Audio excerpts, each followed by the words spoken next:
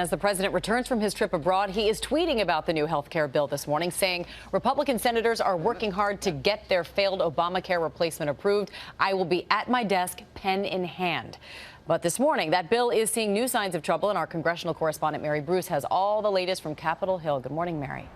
Amy, good morning. Well, Senate Republicans have this new health care bill, but the same old problems. Opposition from within their own party. This new bill was supposed to help bridge that deep divide in the GOP, but right now this bill still doesn't have the support to pass. Big question this morning looming over Capitol Hill. Can Republicans finally get the votes?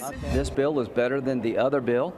I don't know if it'll get 50 votes. Senate Republicans Thursday releasing their latest health care bill. So, Senator, what do you think? I don't know. I'm going to read it. To win over moderates on the fence, the bill keeps some Obamacare taxes on the wealthy, puts aside $70 billion that could help some Americans cover high premiums, and gives $45 billion to help fight the opioid epidemic.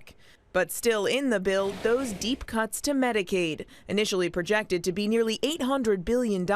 It's a big problem for the holdouts. We're still working on ways to ensure that folks who are currently getting coverage under expanded Medicaid have options. To sway conservatives, the new bill would allow insurers to offer cheaper, bare-bones plans that don't cover essential health benefits, like mental health treatments, maternity care, even ambulances. This morning, Republicans have no room for error. Already, two say these changes don't cut it.